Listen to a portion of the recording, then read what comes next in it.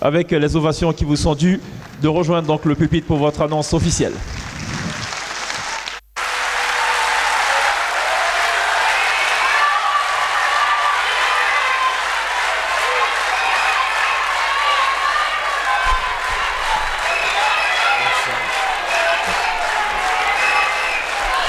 Merci beaucoup.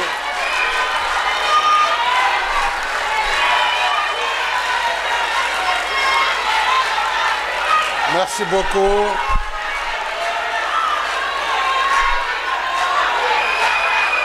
Merci beaucoup, merci beaucoup. Chères sœurs, merci beaucoup. Merci beaucoup.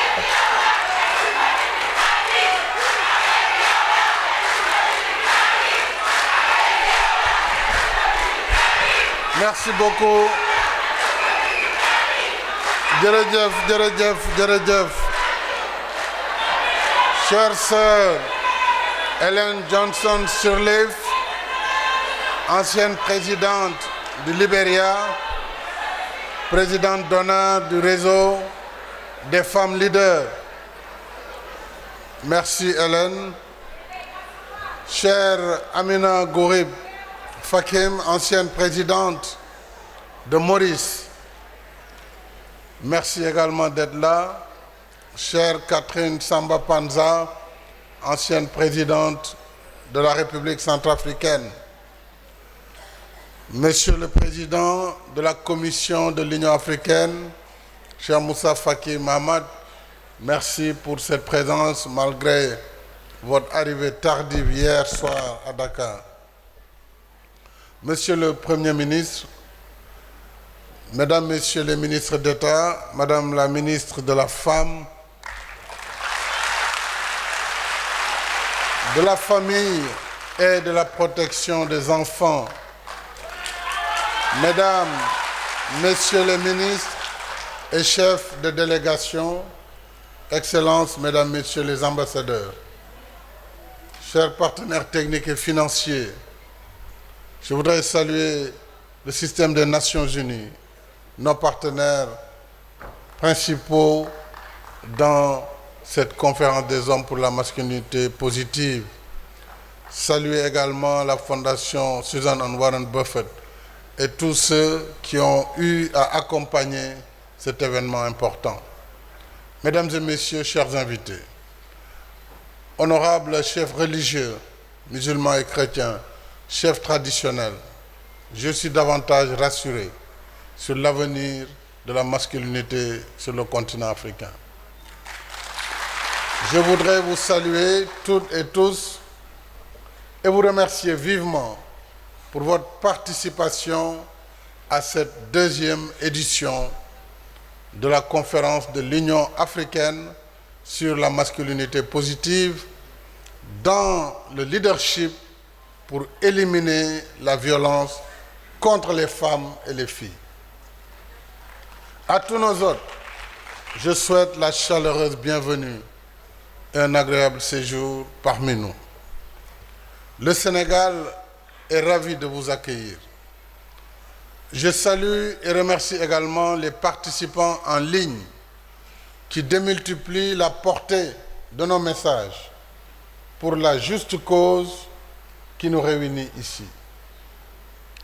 Le président Félix Antoine Tshisekedi Tshilombo, président de la République démocratique du Congo, qui porte la cause des femmes et des filles auprès de l'Union africaine, aurait certainement été à nos côtés aujourd'hui s'il n'était retenu par d'autres impératifs que nous comprenons. Alors c'est grâce à son leadership que la première conférence de l'Union sur la masculinité positive s'est tenue à Kinshasa en novembre 2021. Merci aussi à vous, chère sœur Ellen Johnson Sirleaf, Amina et Catherine, pour votre engagement en faveur de la condition féminine. Je félicite Madame la ministre de la Femme du Sénégal, Madame Fatou Diané Gueye, et je félicite également Madame Binta Diop, envoyée spéciale du président de la Commission de l'Union africaine chargée des femmes, de la paix et de la sécurité, et l'ensemble de leurs équipes pour la bonne organisation de cette rencontre et des activités parallèles.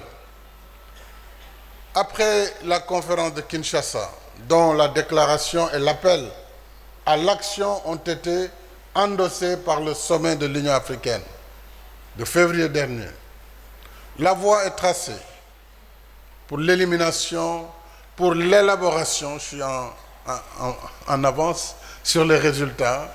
Cette voie donc est tracée pour l'élaboration d'une convention sur la lutte contre les violences faites aux femmes. Et j'ai convenu avec le président Moussa Faki, ici présent, que lors du prochain sommet, nous aurons déjà cette convention sur la table que les chefs d'État devront adopter. Dakar doit capitaliser cette dynamique pour que cette rencontre ne soit pas un effet de mode qui s'évanouit avec la fin de ces travaux, mais le catalyseur d'énergie positive à l'échelle nationale et continentale pour une tolérance zéro contre les violences faites aux femmes et aux filles. Nous sommes ici pour susciter une prise de conscience, mais aussi pour agir contre toute forme de violence à l'endroit des femmes et des filles. N'oublions surtout pas que cette violence n'est pas que physique, elle est aussi morale, par le harcèlement, les menaces, les insultes et autres propos désobligeants ou humiliants qui blessent autant, sinon plus que les violences physiques. Lutter contre ces pratiques dans notre âge est d'autant plus juste et légitime qu'aucune religion, aucune loi, aucune règle sociale ne fait l'apologie de la violence contre un être humain.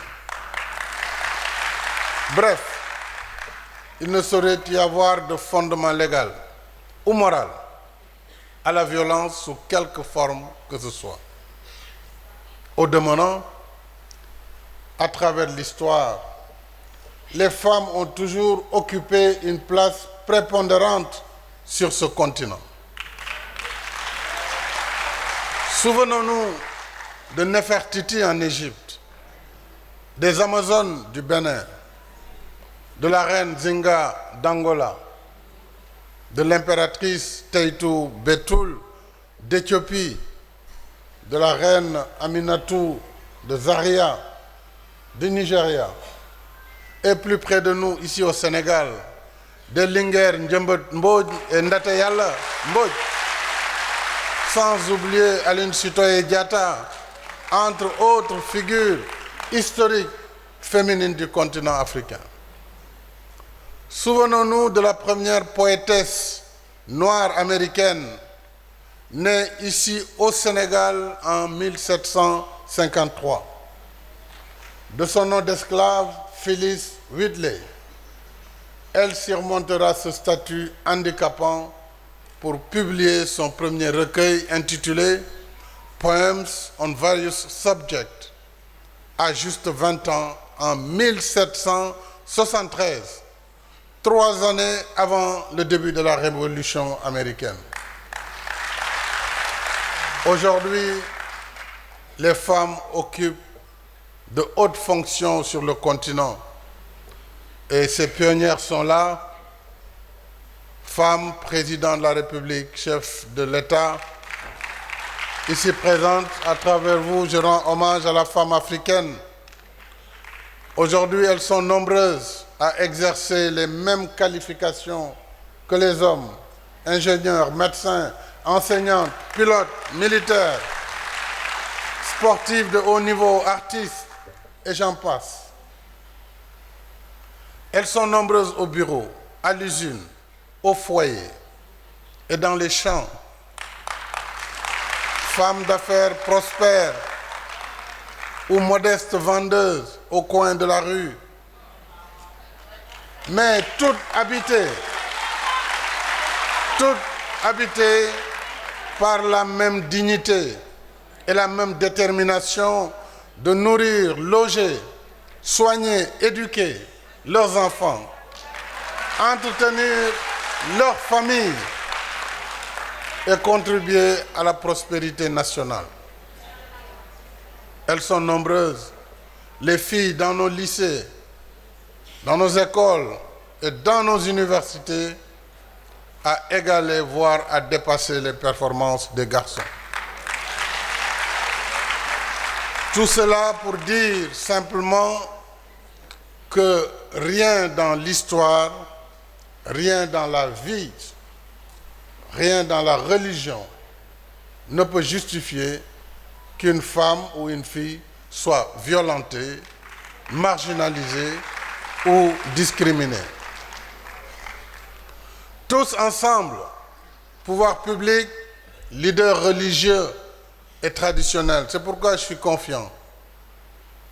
Parce que je suis sûr qu'avec le plaidoyer des religieux et des traditionnels, qui ont le verbe et la connaissance du livre saint, ils pourront décentraliser au niveau le plus bas de notre société pour extirper ces fausses convictions que l'homme doit être au-dessus de la femme. Ils pourront continuer ce travail. Je suis également rassuré par la présence massive de la société civile et citoyenne, des jeunes, du patronat. Nous devons élever la voix et dire « ça suffit ». Enough. Ça suffit la brutalité. Ça suffit la maltraitance. Ça suffit le harcèlement. Ça suffit les brimades, les insanités, le viol et autres sollicitations non désirées. Mais il ne suffit pas, mesdames et messieurs, juste de dire ça suffit. Il faut agir. Agir pour que cesse l'omerta. L'omerta du silence en temps de paix comme en temps de guerre. Oui, il faut que ça cesse. C'est ce que veut l'agenda 2063 de l'Union africaine. Il faut que ça cesse. C'est ce que demande la résolution 1325 du Conseil de sécurité des Nations Unies sur le sort des femmes dans les conflits armés. C'est ce que nous voulons ici au Sénégal, à travers notamment la loi criminalisant les actes de viol et de pédophilie,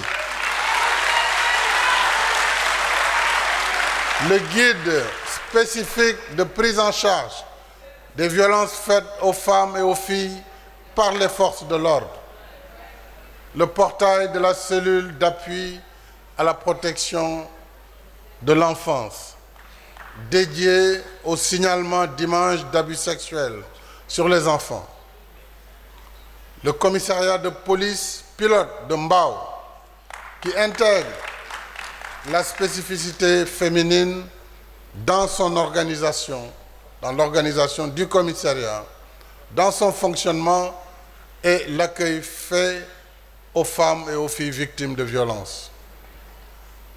Ces mesures s'ajoutent à d'autres en matière de soins de santé, de parité hommes-femmes dans les instances publiques électives ou semi-électives au Sénégal et de transmission par la femme de la nationalité sénégalaise à son époux et à ses enfants. Alors, toutes ces mesures visent à combattre les violences faites aux femmes et aux filles, mais également à mettre fin aux discriminations qui les affectent dans une société qui se veut égalitaire, solidaire et inclusive. C'est d'ailleurs l'une des vocations principales de la délégation à l'entrepreneuriat rapide des femmes et des jeunes, la DER/FJ. Mais finalement, ce qui comptera par-dessus tout, c'est l'évolution des esprits. Évolution d'abord des esprits des femmes et des filles envers elles-mêmes, et évolution des esprits des hommes envers les femmes et les filles pour conforter l'égalité en droit et la complémentarité sociale homme-femme. Je suis un he for she. Alors, nous célébrons dans 2 semaines la journée internationale de lutte contre les violences à l'égard des femmes. Faisons de la masculinité positive un nouvel élan, un nouvel état d'esprit dans une société plus juste et plus accueillante pour les filles et les femmes. Les belles familles doivent aussi respecter les femmes.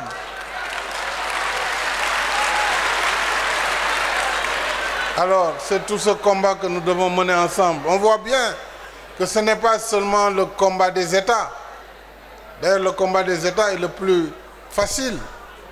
Mais c'est les mentalités qu'il faut changer sur ce continent pour que la femme occupe pleinement la place qui est la sienne si nous voulons que l'Afrique de demain soit une Afrique de progrès, une Afrique qui donnera l'exemple aux autres continents, puisque la femme africaine a toute sa place dans notre société. Je vous remercie de votre aimable attention.